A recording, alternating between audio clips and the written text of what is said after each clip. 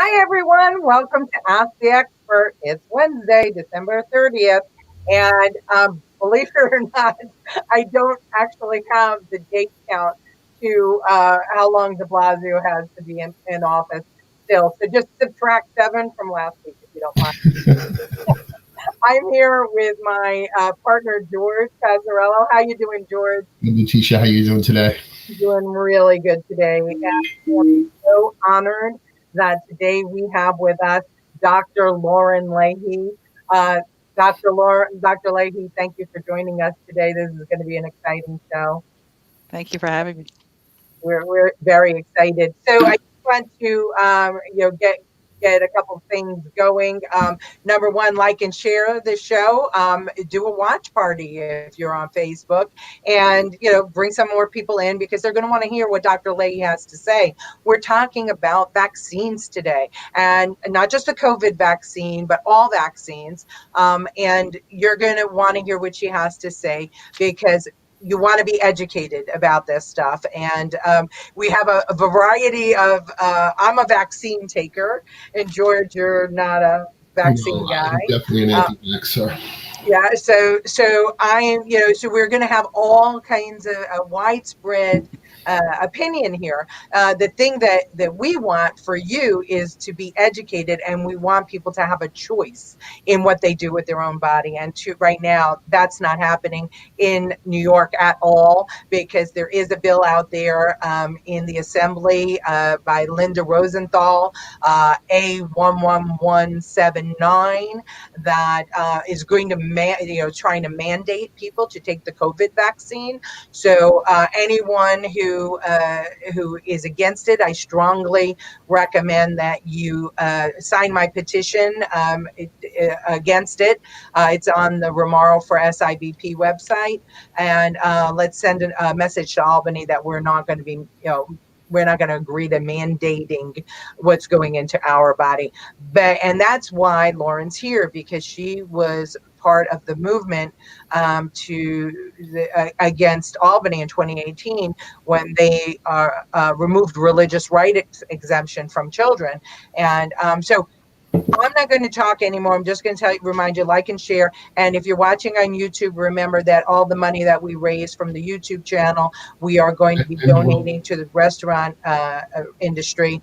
And so, George, and I'm going to let you handle the comments today, if that's okay, Yes, because I please. can't see very well. I Yeah. see Lucille Chabon is back with us. So, okay. So, Dr. Leahy, Yes. just tell us a little bit about your background and tell us the difference between an ND and an MD, because we got those questions pre-show. Okay. So before I became an ND, I didn't know what an ND was either. So back when I was in college, I started doing yoga. And after college, I became a yoga teacher. And then I said, well, there's a lot to this natural health stuff, because living on the ashram, you eat a vegan diet, you're doing everything, you're meditating twice a day, and you're in the whole thick of it, right? So then I kind of had this urge to maybe do something with body work. And I ended up at a school in New Mexico called the New Mexico School of Natural Therapeutics. And I believe 2 of my teachers there were NDs. And at that school, I learned basics in massage therapy, of course, because I became a massage therapist. But they taught basics in homeopathy, flower essences, herbs, nutrition. We took classes on all of that because it was a natural therapeutic school. And 2 of my teachers were NDs. And at the time, I was 24. And I said, that sounds like a really great profession, but I'm a little too old to go back to school.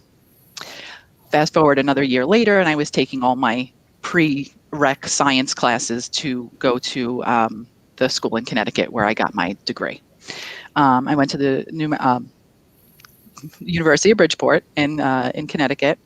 And the difference between an ND and an MD. The first 2 years of education is pretty much the same. You take all the basic sciences,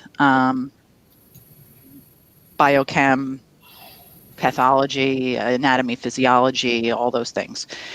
In your 3rd year, you go into the clinic and you start seeing patients while you're taking other classes. So during that 3rd and 4th year, while I was seeing patients. I was getting classes in immunology, in cardiology, OB, you name it. We studied everything, um, and also physical medicine, like adjustments, things like that.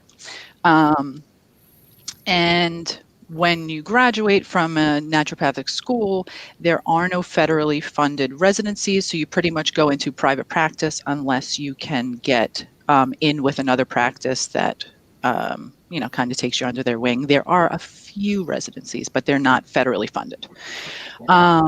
So I did go into private practice for probably about 2 or 3 years. But in New York State, there is no licensure. I have kept an active license in Vermont. In Vermont, I'm considered a primary care physician. I'm a licensed naturopathic physician in Vermont. I actually just updated my licensing, so everything is good for the next 2 years. Congratulations. And I've been taking a lot of continuing education because I had to do that. We have to take, I think it's 30 hours or 36 hours, something like that, every 3 years. So I just finished up all my continuing education and just renewed my license. Recently, because of the licensing in New York, a lot of my calls from prospective patients were, okay, what do you do? And then I'd have to give them this whole spiel of what I do. And then the next question would be, well, do you take insurance?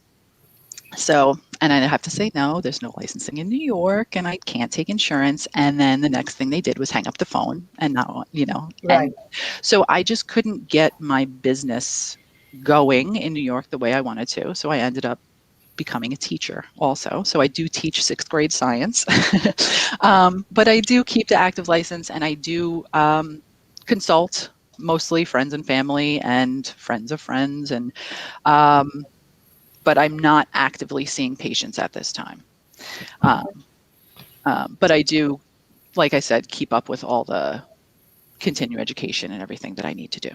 So let's get into your research into vaccines. I know that you were very, very active with the MMR vaccine and the requirement for children in the education system to have that the measles, mumps, and rubella before they could be a part of New York City school system. So can you talk to me about why you oppose that?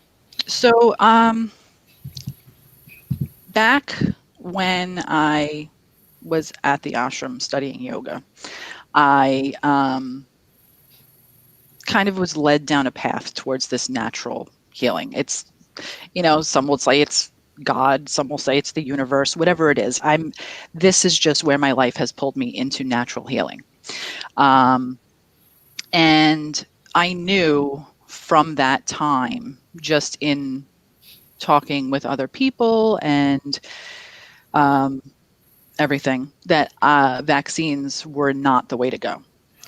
I did not feel that way throughout my whole life. I was raised, my mother took me to got all my shots. And in fact, when I was in my late teens, early 20s, I work in the summers as a lifeguard on the beach, and they would offer us hepatitis shots. And if you got the hepatitis shot, you would get 3 hours of overtime. So I would get the hepatitis shot, and I got, I would, okay, you're going to give me overtime, I'll take a shot. Like, Yeah. I didn't know the difference. But once I was in school and in Bridgeport, studying naturopathic medicine, and I will put this out there, not all naturopaths feel the way I do. Not all naturopathic doctors are the way I am with vaccines. Some are very, very pro-vaccine. Yeah. So I'm not speaking for everyone in my profession. I'm just speaking for myself. Right.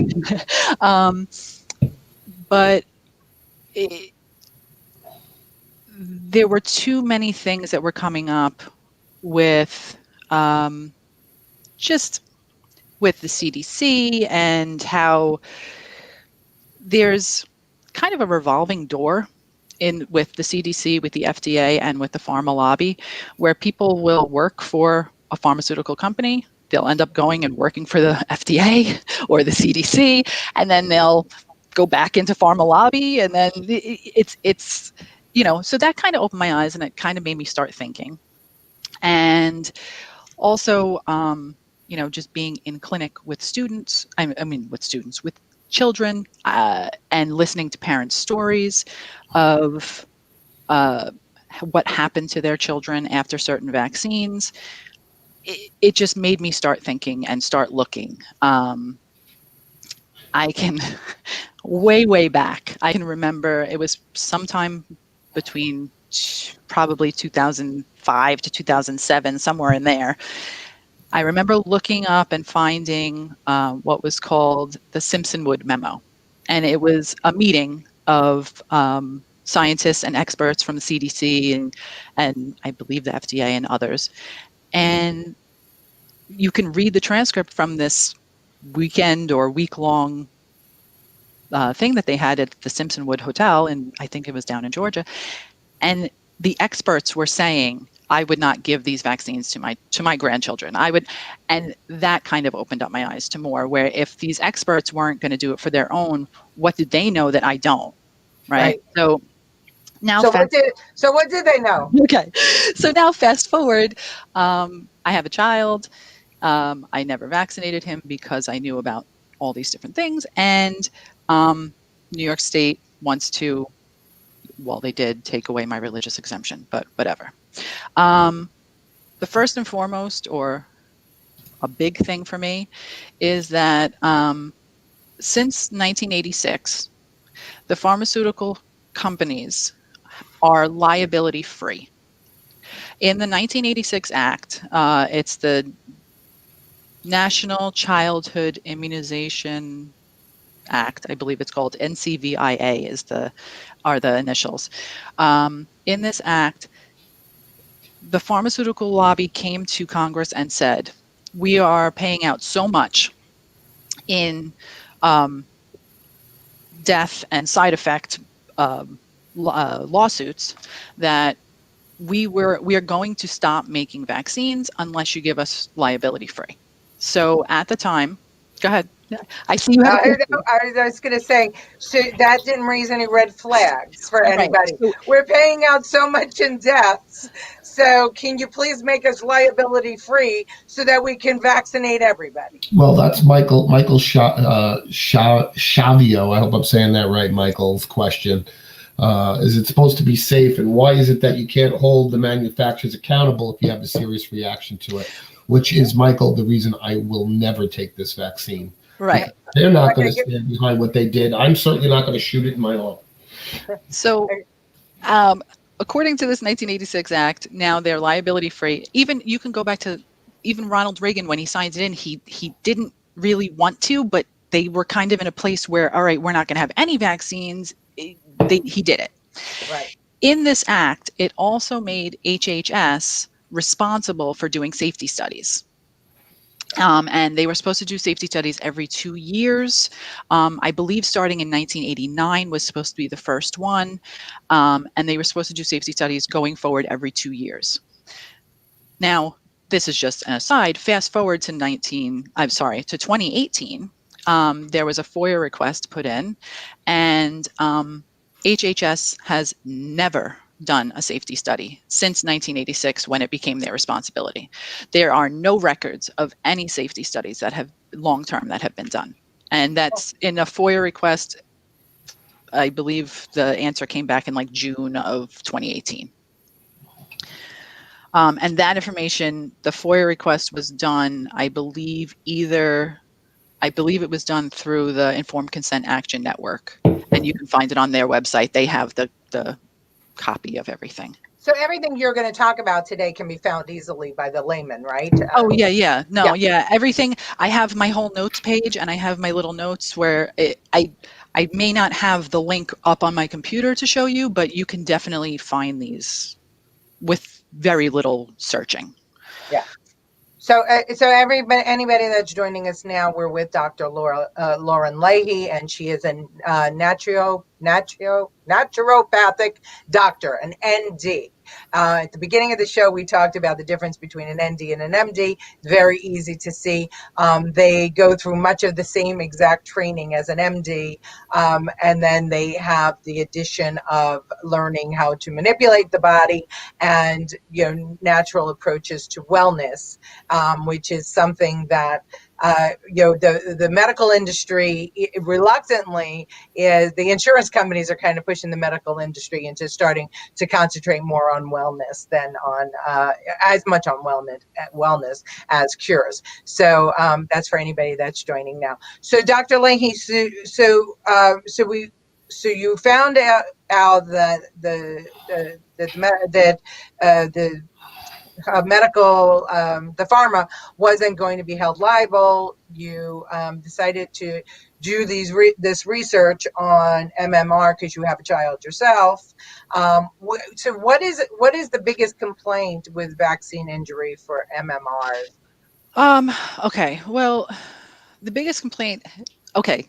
Now, mind you, when I got into this, and I knew from the time I was in my early 20s, I wasn't going to vaccinate my son. I was alone. I had no other friends that felt this way or thought this way or were going to raise their kids this way. I have family members who vaccinate their children fully, and that's what they do. Getting into this medical freedom fight when they started to try to take away the religious exemption, I have met, probably, I can, over 50, 100, I don't know, more, but I am good friends with at least 6 or 8 people that have vaccine injured children, that their child was fine, got this shot, no more fine, lost their child. And they have been told throughout their life with their child that they're lying, that they don't understand, that they don't know what happened with it wasn't the vaccine, and they've been pushed to the side and laughed at and ridiculed whenever they say that their child is vaccine injured. And nobody knows a child better than the mother. Nobody knows a child better than their father. If these vaccine adverse reactions are 1 in a million, then I must know about 8 or 9 million people. Right. But I don't. So, when you start to look into these reactions and things, you really start to find so much that you start to feel like you're the crazy one, not knowing all of this stuff, and that other people, I don't know, you end up feeling like the tinfoil hat wearer. Well, but that's right. That's what happens in the world, right? We're seeing Right. that now with COVID, right? The big tech and the news media are so focused on this disease that has such a high survival rate that they are blasting 24/7 the dangers of COVID, and we have to start asking ourselves why. Why, if you post anything about COVID, including, by the way, this show, when we posted it as we normally do, it immediately got an overlay on Oh, I every saw that. page. Yeah. This is going to, they're going to talk about COVID, and you need to go and see the information here. In other words, don't listen to these people. They're freaks because they're talking about COVID.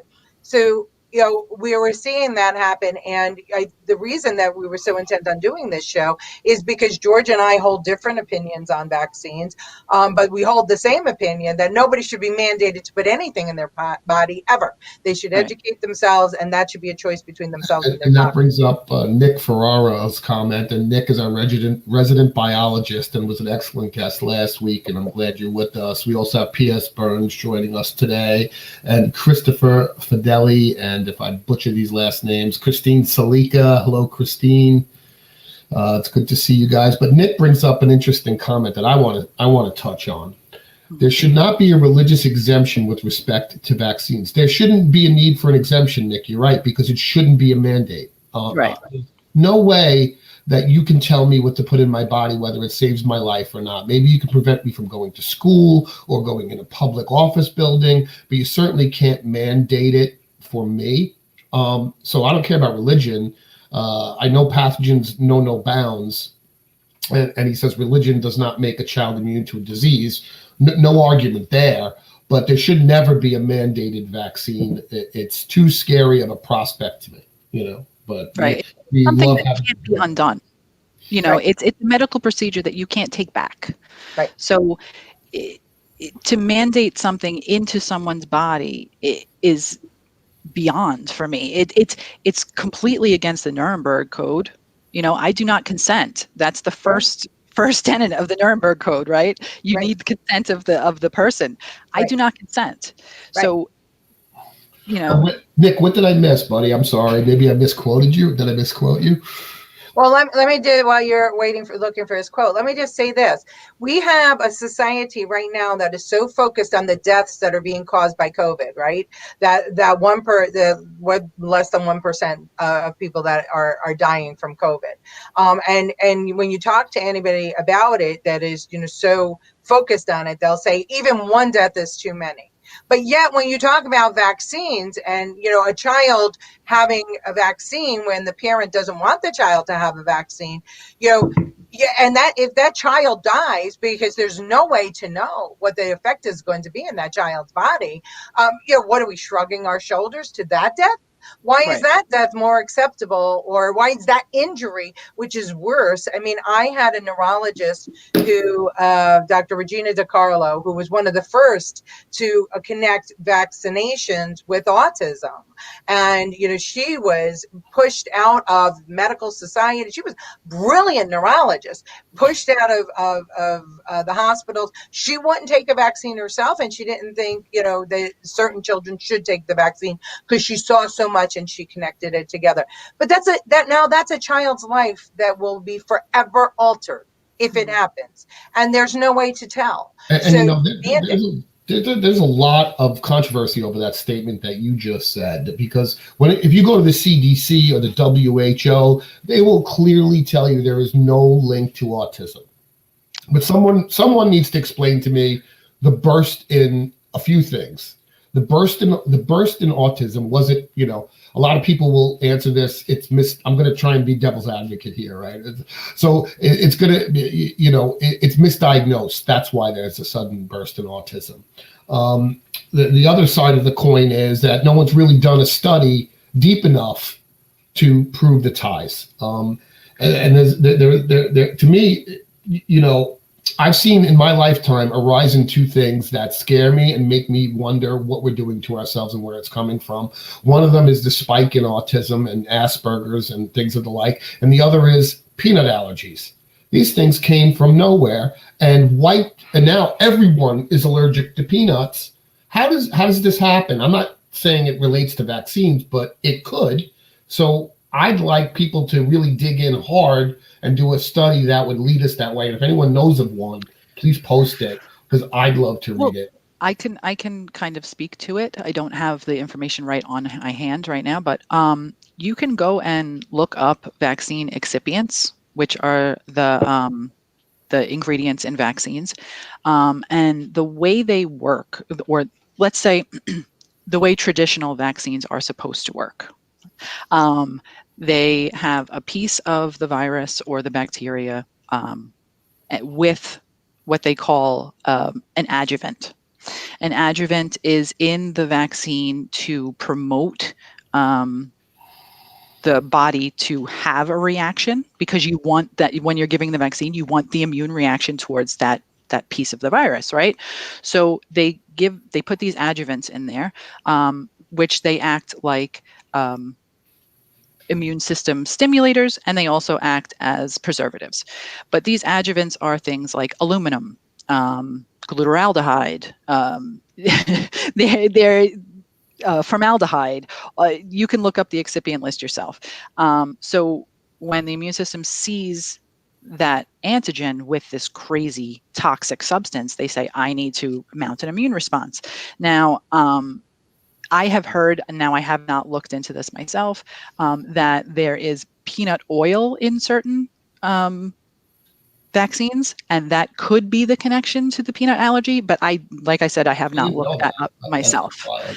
You would have to, you can find the ingredients list out there. Yeah. on the CDC's website. So Dr. Leahy, how long have viruses been around? Viruses have been around on the earth since about 6 billion years ago. When COVID first started going crazy and they're saying this novel virus, and I said to myself, how is viral evolution like? And I went back and I actually looked it up because I was like, how long has viral evolution been around? And it's pretty much before there were cells, there were viruses. There are a couple different theories on it, but viral evolution has been going on for 6 billion years at least. And humans have evolved along with these viruses, right? So the viruses need a live host. So most viruses get to a point or all viruses get to a point in a population where they reach kind of a plateau, and the population becomes able to live with it rather than die from it, because if the virus doesn't have enough host, it can't propagate its DNA and keep living. So it always happens where you will reach a plateau in a population where the virus is just there and we live with it rather than it killing us.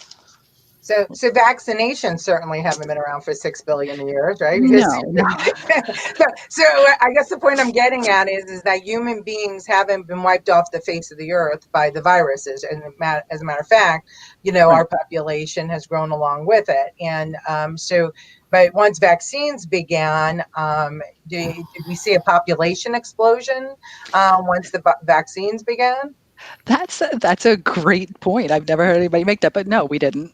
We didn't Oh, see. Yeah, I don't. okay.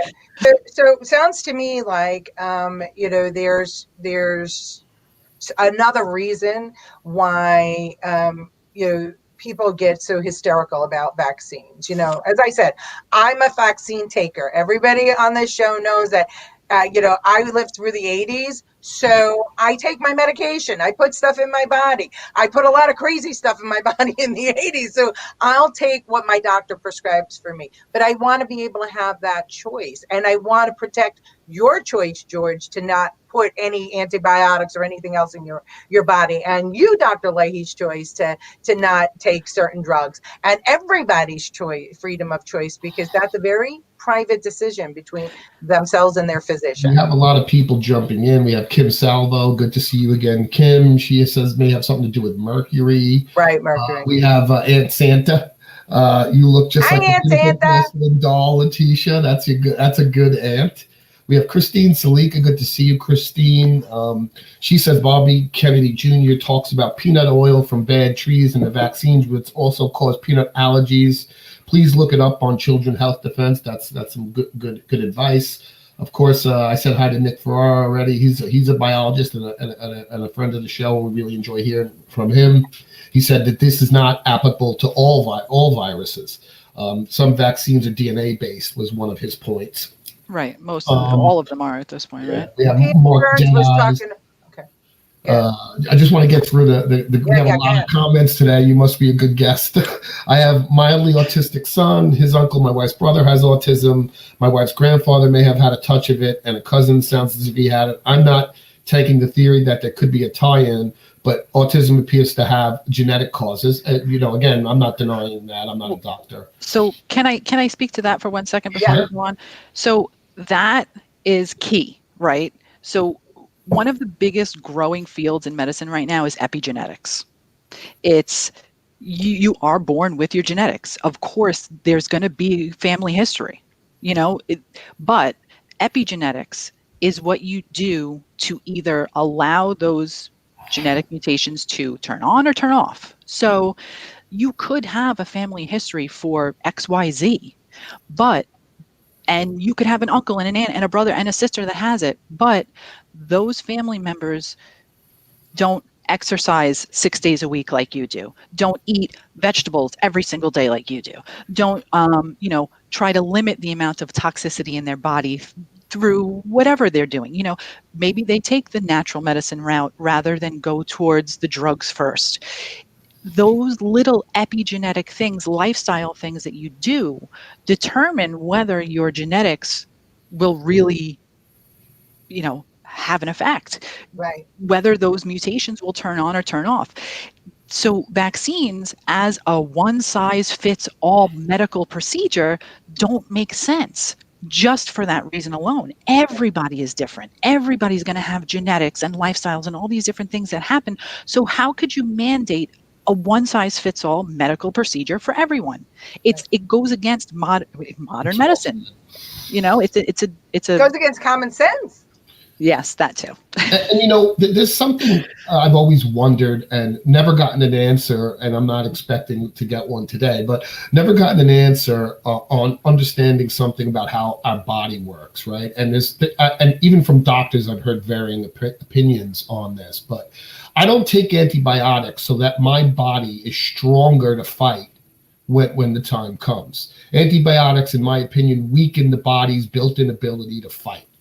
I will take one if I'm on death's row. I won't take one if I have a boo-boo, right? Mm-hmm. And that's what the society has turned into, is boo-boo based vaccinations and cures. Right. So antibiotics, to me, we overuse them. Mm-hmm. And it's the same thing with vaccines. Would there come a time or a point where I would take a vaccine? Possibly, but I never want that mandated from my government. So, because I believe my body, because I have avoided these medicines. Now, to get in school, I've taken the needed vaccines, right? Of course. But I feel like my body is more able to fight on its own. I haven't crippled it. So, I don't know how true that is, but that's what my science mind tells me. There's a great video on YouTube, and you'd have to search like antibiotic resistance or something, right? And it's this awesome video. They have this huge petri dish, and they have, from the outside moving in, different concentrations of antibiotics. And they show how the bacteria can evolve so quickly that they can go into these higher concentrations of antibiotics, right? So what that's doing is teaching that bacteria to become resistant to the lower concentration, and now only the ones that are strong enough will survive and go on to the higher concentration. It's an awesome video to show how quickly bacteria evolve. And to touch on what you just said, that's a huge part of the human immune system that we're overlooking, is the microbiome. The microbiome plays a huge impact in how in our health, in our emotional well-being, physical well-being, everything. So when you're taking antibiotics, you are going to adjust those levels. You're gonna be wiping out good bacteria that you need. And I've had doctors tell me, in particular dentists, because I have torrid teeth problems, that have been like, you must take this vaccine or you will get sick. And I haven't, and I didn't. No. So people wonder why there's a distrust. We overuse it, Yeah. I'm just not going to be a victim to. If you're interested in information, the Human Gut Project and the American Gut Project, they're great sources for everything having to do with the microbiome and how it affects our health.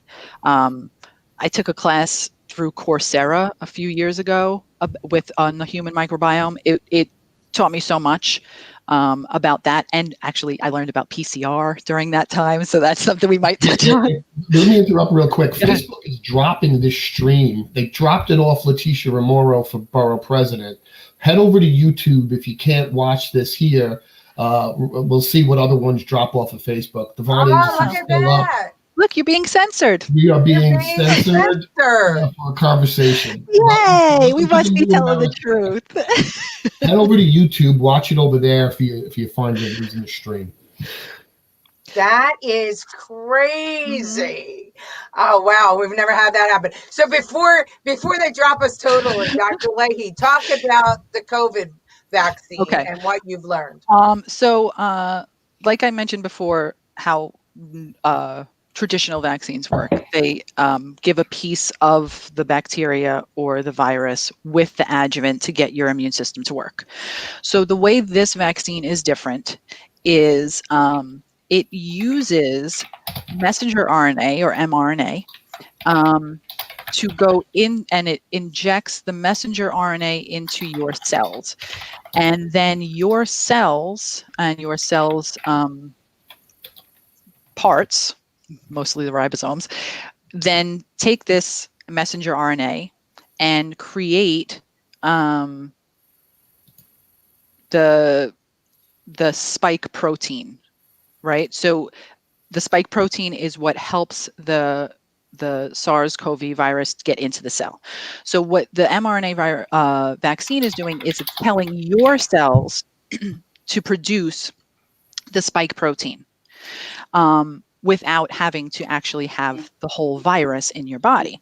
So then your body will recognize these spike proteins as foreign, and they'll mount an immune response towards these spike proteins. But it makes your body make the spike protein rather than you having to be infected with the virus to make this, to see the spike protein.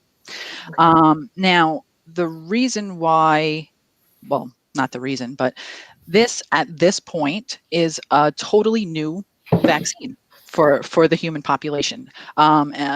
We have not had widespread mRNA vaccines used ever before.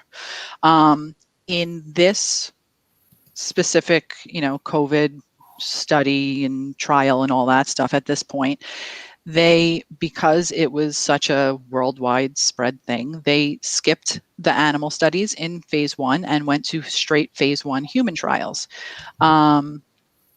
So in phase 1, I was just looking, and I don't remember if it was Moderna or Pfizer, but phase 1 was 15 people, I believe, and then they go into phase 2 and phase 3. What I would like to mention in phase 1 and phase 2,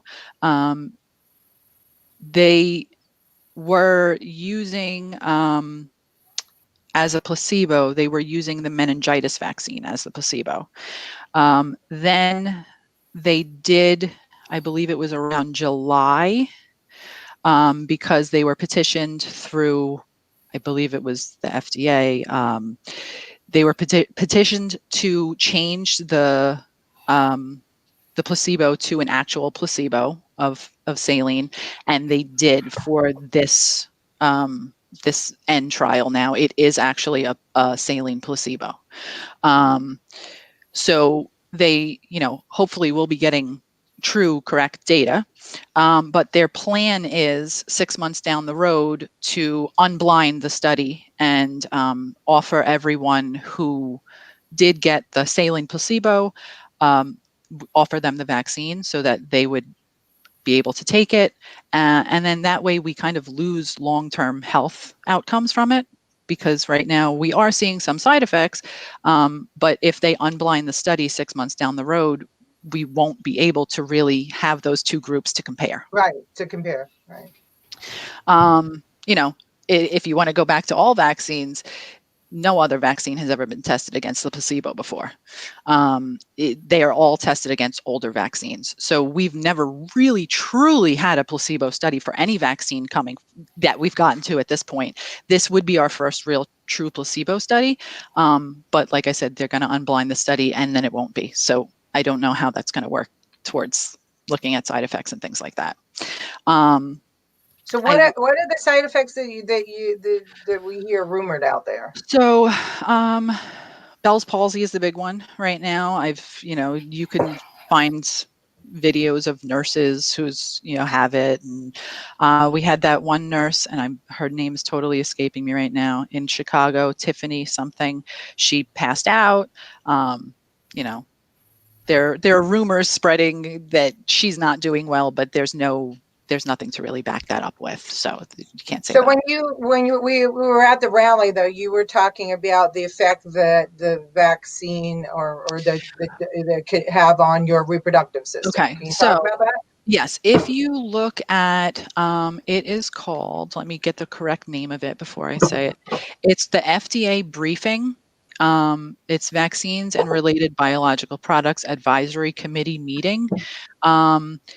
The FDA briefing for Pfizer and Moderna. If you look at these FDA briefings and you go to, it's page, oh no, I'm sorry, that's not it. It's the trial.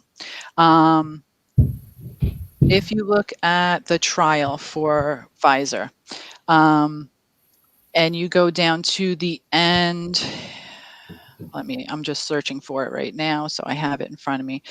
And you look at Appendix 4. It's called contraceptive guidance. So they are asking that men refrain from donating sperm for at least 28 days after the last dose, to abstain from intercourse that could lead to childbearing potential. And That's scary they're, sense right there. they're asking that women of childbearing age use contraceptive methods that would prevent them from becoming pregnant. Now, that's in the trial itself. It's on page 132. If you want to look, it's section 10.4, appendix 4. That's where they talk about that. But there are other things being brought to light, mostly in Europe, where the spike protein has a similar structure to proteins that help mammals keep a placenta in their body. It's called SYN1, SYN2, and HERV-K are the three of them that I've seen. So these proteins are in the placenta and keep the placenta in the uterus to keep the pregnancy viable. Now, if you look at the structure of this HERV-K protein compared to the spike protein, it's similar in many different ways. Now, it's not proven, it's not 100%, but there's a possibility that the body, in building an immune response to the spike protein, could also build an immune response to the protein that looks like the spike protein that holds a placenta in the body. If that happens, that means that woman can never hold a placenta. That means that woman can never carry a baby to term. Right. Now, will it affect just that woman? Yes. Will it affect her offspring? I don't think so, but we don't know. This is an experimental vaccine. We've Well, never she used wouldn't this have any before. offspring if it did affect that Well, one. yes, there you go. But yeah, exactly. So It's, it's one of those things that you say, does it make sense to risk it, because we don't know enough about it right now, and especially since COVID, it really does. The greatest deaths are with the senior population. It would make more sense that the vaccination be reserved for them, and that you have a choice with. right, If you are a first responder or whatever else, you get that choice as to whether or not you want to get the vaccination, and you're in childbearing years. Until we know more, and that's only going to happen obviously through tests. And like you said, we're in the animal trial, we're in the animal study right, now as humans, right, because they skipped that part, right? So, I think that there's legitimate reason for people, I mean, other than their civil liberties and their human rights, and, right, and the right to have a decision made by you and your doctor. I think that there's legitimate reasons for people who do not want to take this vaccine to, not take it. right, Especially those in childbearing years, and those of our most vulnerable population, knowing it wouldn't affect them because the childbearing years are done, it makes perfect sense for them to be protected. right.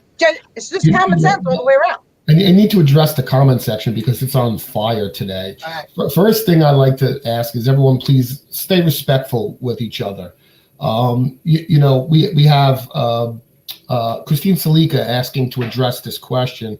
There is a potential for the vax to get into the nucleus of our cells because science is never settled. And we have our resident biologist who is saying this is anecdotal with respect to a woman's reproductive system.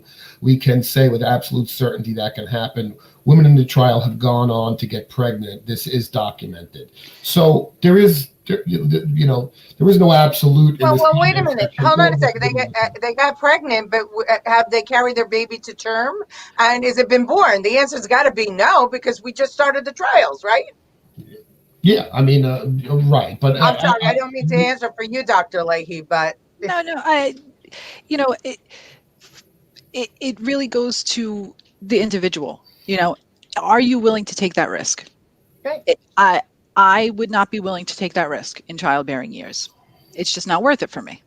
but So there are certainly pregnant women who are taking it right now. I've seen plenty of pregnant women taking the vaccine. At this point, um, you know, pregnant and breastfeeding women aren't like totally recommended to take it. There are a couple different organizations that are saying wait. But I just saw a tweet from the CDC yesterday that said you can discuss with your doctor. If you're pregnant, you can discuss with your doctor, but you don't have to, and you can take the vaccine. And that was straight from the CDC. mhm, So, you know, it, it's it's everyone's right and risk to take on their own. But that's the man, best way to say it, and that's the way it should be. It's everyone's right. right and risk, and those that really feel strongly that it's necessary will take it, and those like me and Christine won't. Right. It's just the way it is. Now I have antibodies, so I question my need to even take the vaccine. Right. So here's another thing with COVID that's really blowing my mind that people aren't addressing. There is plenty of evidence to back up T cell mediated immunity and cross reactivity before you even have antibodies. So T cells work before the B cells to create those antibodies, right? So the T cells tell the B cells go make the antibodies, and there is data showing that people will have cross reactivity with previous coronaviruses. So, which means like if you've gotten common cold in the past, you could have a cross reactive immunity to this virus without having to create those antibodies. I just read something. Certain articles I like to print out because I want to read them and highlight them and everything. This is saying memory T cells are detectable in 28 to 50% of individuals not exposed to SARS-CoV. So that could mean up to 50% of the population could have T cell mediated immunity and never even have the antibodies, but be fine and not be affected by it. yeah. Is there a way to test for that? There is, and I'm not 100% sure on how, but there are blood tests where you can test T cell mediated Yeah, immunity. maybe But Nick, if you're still watching, if you can jump in. yeah, yeah. Right. And then we also have Joe Franqui. I hope I'm saying that right, Joe. I'm terrible at names. I believe that people are having adverse effects because they may have already had COVID-19. Is there any truth to that? Okay, so that's what the animal studies have showed us in the past. Okay, so in past coronavirus or SARS virus vaccine trials, they have animal trials, right? So in an animal trial, they inject the animal gets an antibody, everything's going great, but they're animals. So you can take it a step further and you could put them in contact with coronavirus to see what's going to happen when they get infected again. Or if they get infected again, when they come in contact with the virus. So, what has happened in all the animal studies in the past, when they come in contact with the virus after being vaccinated for it, they end up having what's called some call it pathogenic priming, some call it antibody dependent enhancement, but their bodies overreact to the virus. Oh, And that's where we start seeing those cytokine storms where they have multi-organ failure, necrotizing vasculitis, and the animals end up dying. Now, this has happened with every other time that they've tried to make a coronavirus vaccine in the animal studies. I believe it was in ferrets at one point, and I believe cats in another one. But yeah, Christine just said they used ferrets in Moderna's original trial. So because they have a respiratory system closest to humans, which is that's why they use them. But so yes, Nick is saying animal studies are not going to 100% to humans, but there's a reason why we do those animal studies in the first place. So now all these people are being vaccinated. What happens next year when we have coronavirus 20 or 21 or whatever, 25, this new 5 years strain, down the road? this new strain that's coming out in It's out England in where we don't even, Colorado today. yeah, Right. So coronavirus it's a virus. It's a family of viruses. We will come in contact with coronaviruses again. I remember back in like May, March, April, May, they were saying, or there was at least theory, where because they were getting affected more in Italy and Iran and I forget what other place, that those places had more coronaviruses in the past, In the and past. that could be a reason why people were being affected the way they were and overreacting and dying so much in those places. Now, that was just a theory that I Right, read at one point. And I was like, oh, right, yeah, I never thought about that.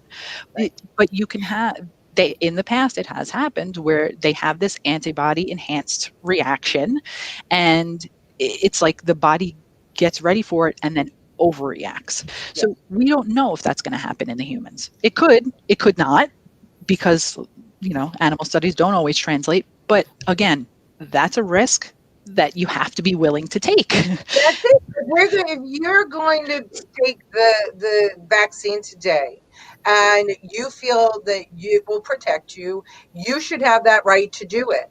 You should Absolutely. also have all the information about it, including the fact that you're part of a human trial study. Pretty much, Yeah, yes. and everybody that takes it is part of that trial right now. If you look at the trial information, the people in the trial are supposed to be tracked for 26 months. So this trial's ongoing. We don't know what's going to happen because they haven't been tracked for 26 months yet. Right. So there's so much unknown. And if you really want to look at the unknowns, go to their FDA briefing and go to section, I think it's 8.2 or something. Yeah, section 8 is the known benefits, and then they have 8.2, the unknown benefits and data gaps, the known risks and the unknown risks. And so they list them right there for you. What is known, what is unknown, and there's the famous Rumsfeld quote, there are also unknown unknowns, right? So they have some unknown facts in their briefing, but there are bound to be other unknowns that pop up that they weren't even thinking about at this point, because that happens in all situations. So there really is so much unknown that it has to be a choice. It, and I mean, just to think that you had started the conversation saying that HHS, because of the 1980 the 86 86 act, that HHS was supposed to be doing these intermittent studies and never did, and there's nothing available to us to know if they did their job. The question is, do we believe that they will do it with this virus? So, well, this virus falls under the PrEP Act, because um, it's an emergency, or because they're saying it's an emergency. So this vaccine doesn't fall under the 1986 Act. It gets protected under the PrEP Act, but still it's liability free. But I don't think there's anything in the PrEP Act about safety studies. I'm not 100% sure on that, but I Okay. was just looking over it last night. But that's where you would find if there is anybody even responsible for Yeah, doing these studies. for what's going to happen next. So Yes. let's talk quickly about hydroxychloroquine and some of the other therapeutics. I'm going to have a hard stop at 1 o'clock because I'm actually going on One American News to talk about Assembly Bill 11179, Okay. and because Assemblywoman Rosenthal is actually trying to mandate that we all get this vaccine, whether we need it or not, antibody or not. We have to have an exemption from our doctor to not have the vaccine and live in New York. So just talk about the therapeutics and what has happened here with the therapeutics. So before, okay, if there are therapeutics available, they wouldn't be allowed to get an emergency use authorization. And that's how they were able to get this vaccine usable right now, is through the EUA, it's called, the emergency use authorization. So there are plenty of doctors out there, thousands, if not hundreds of thousands, who have been treating COVID, who have been using different things. As far as drugs, hydroxychloroquine and ivermectin are two big ones that are now in the news able to be used as treatments. Once they got their EUA, now these treatments are perfectly fine. If you go back to when HCQ was first denied to the public by governors in different states, they were basing that off of two studies. One was in the Lancet, one was in the New England Journal of Medicine, that said the hydroxychloroquine was toxic, was causing all these heart problems. Both of those studies were retracted because they used overly toxic doses in the studies, pretty much trying to get that result, which they did because they used toxic doses. The doses of HCQ, they were using like hundreds times the amount you would have to. They were using, I feel like it was like 2 grams, where you would really have to take 200 milligrams twice a week. So both of those studies were retracted, but that's what the governors were basing their outlaw of HCQ on. If they had not done that, a lot more people probably would have been treated with it, and they would have had viable treatments, and then they wouldn't have been able to get an emergency use authorization for the vaccine. So my husband was treated with doxycycline. I was treated with a Z-Pak and hydroxychloroquine, and we both within 2 doses the symptoms were just changed. I mean, we're gone.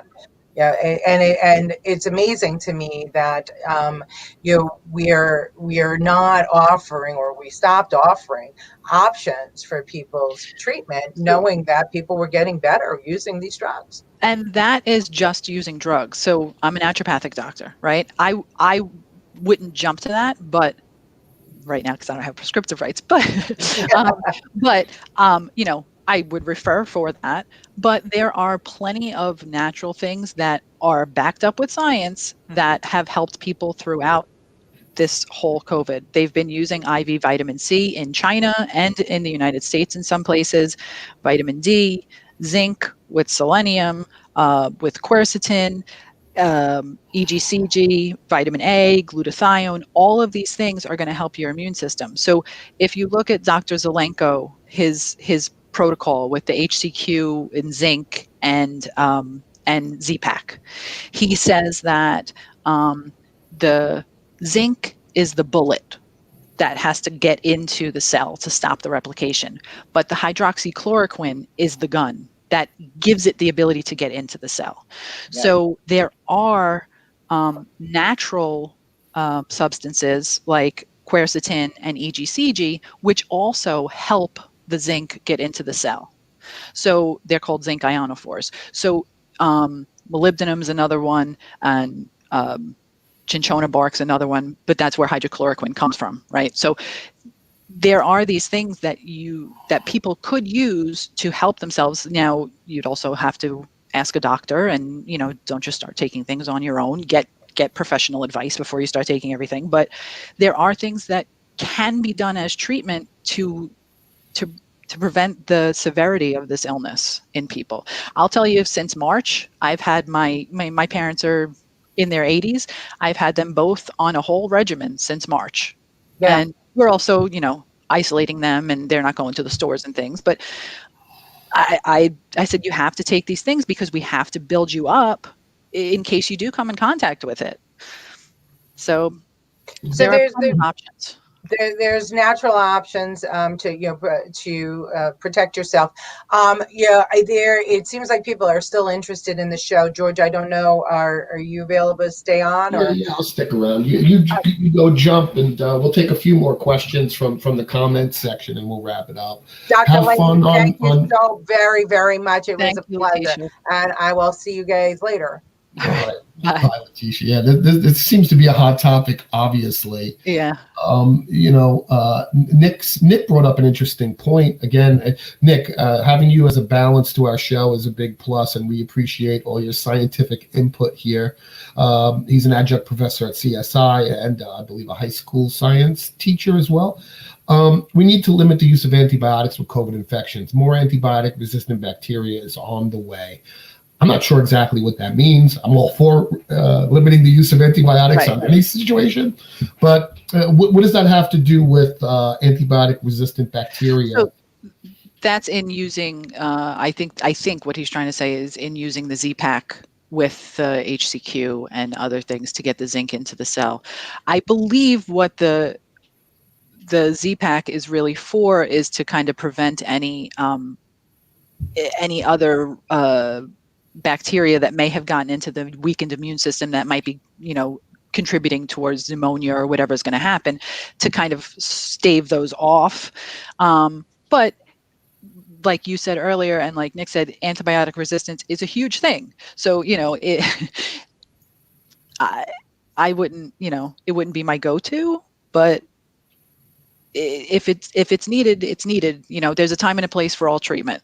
There's a time and a place for surgery. I'm not totally into everything natural all the time. There's a time and a place, and if somebody's not doing well, antibiotics should probably be used at that point. There are times when even I will take my antibiotics. Right? Exactly. Absolutely. So Christine said something interesting too, and this isn't necessarily related to medicine, but we're going to stay closed. And this morning on Fox Business, they discussed Corona vaccine app to show we were vaccinated and or prove antibodies. This is a major loss of our freedom, according to Christine. Have we not learned from Nazi Germany history? Although, Christine, I agree with you. I hate the Nazi Germany reference because it's just extreme, but we're at extreme times, so understandable. I'm a little scared of things like this happening with government overreach and using science to back that up. It scares me, and I think it scares a lot of people out in our audience. I don't know if you have any opinion or feedback on making it mandated to track you if you've been vaccinated. Well, I'm against it. I look at it like this, right? Just me personally. I have not been sick. I take things on a regular basis to keep my immune system up. I make sure to eat plenty of vegetables. I add mushrooms to my diet. I do all these things to keep myself healthy. I make sure to get out and walk and exercise. And I don't have antibodies. I won't have antibodies because I've never been sick from it. Why should I be excluded from living a life in the United States of America because I'm not sick? Why should healthy people be excluded from society? Great way to put it. Just because maybe I came in contact with it. I don't know. But I have not been sick. So why should I be limited? Or why should anybody like me be limited? I have plenty of people that I know who have not been sick and now can't go about their daily life. Maybe this is a good way to close off the show is maybe you could give us, tell us what you take to keep I know you mentioned some of the things, but what you take to keep your immune system in tune and running well. I know you mentioned zinc. I'm a huge believer in zinc. Definitely. So mushrooms, Christine wants to know what type of mushrooms. So biggest thing is diet, right? And as a naturopath, that's where we always start. So you want to make sure that you're eating a rainbow every day. As many colors from your food as you can, from natural sources, of course, not like colored cereals and things like that. But, eat blueberries and apples and broccoli and anything that you can every day. That's the biggest thing. Vitamin D is really big. I work outside a lot in the summer, and my vitamin D levels have been low for years, even with me working outside and getting exposure. So I take extra vitamin D. You can have your doctor test your levels every year, and that I do that. And I've had my levels jump about 20 points, which I'm so excited about. Zinc and selenium, along with quercetin and EGCG, because that's what's needed to help it get into the cell to stop viral replication. That's a vitamin you can get over the counter. Yeah, quercetin is it's an antioxidant, but yeah, you can get it over the counter. EGCG is actually in green tea. So if you drink green tea, you're getting EGCG. So take your zinc mid-meal while you're eating with some green tea. it could help it get into your cells. Glutathione is an amazing antioxidant for the lungs. Now, I wouldn't say just go ahead and start taking glutathione, because you need to know your methylation status, and there are different things involved in it. But glutathione, if you're coming down with anything with the lungs, glutathione is one of the greatest lung antioxidants and supporters going. Vitamin A is antiviral on its own. Vitamin A is a treatment for any viral things like measles. If you look in the Merck manual on how to treat measles, it's high dose vitamin A. So any virus, any viral thing you can treat with high dose vitamin A. Again, vitamin A can be toxic to your liver, so you don't want to stay on high doses for a long time. Yeah, Usually, vitamins can be dangerous. You have to. right. So usually, if I feel myself coming down with something, what I'll do is I'll dose high dose vitamin A for about 3 days, and then back off of it, and see how it is from there. Mushrooms are a big thing for me. Shiitake, maitake, reishi mushrooms. Those are your top 3 immune stimulating ones, I guess, or immune modulating ones. I add mushrooms to anything that I eat. I'll chop it up in rice or farro. I'll put it in soups, anything, because they have what's called beta glucans, and beta glucans help your immune system put up a fight. But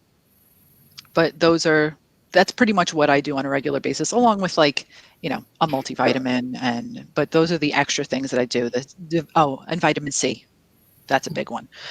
C, D, A, the zinc, selenium, quercetin, EGCG, and glutathione. Nick is asking what enzyme in zinc inhibiting with respect to viral replication. I think it's more of a lubricant than a viral an inhibitor.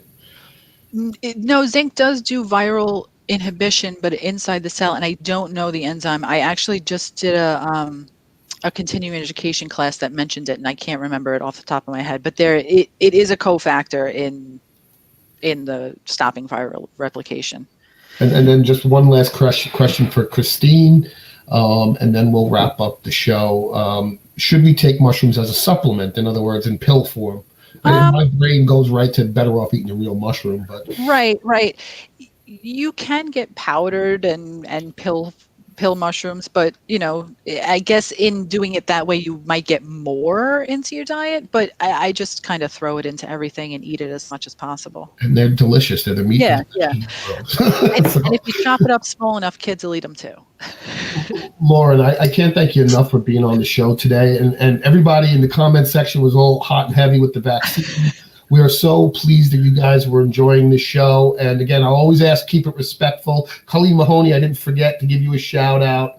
I'm glad to have you with us. We had a bunch of new people today. It was really good to see you guys. Dr. Lauren, any closing words before I end the show? No, just keep your health up and make good informed choices.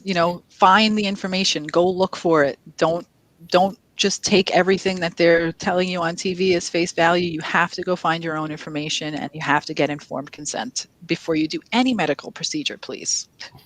And again, thank you so much for being my guest today. Thanks, Thank everybody. You. Have a happy and healthy new year. You too. I wish everyone I wish for everyone that 2021 is better than 2020, and that should not be hard to accomplish.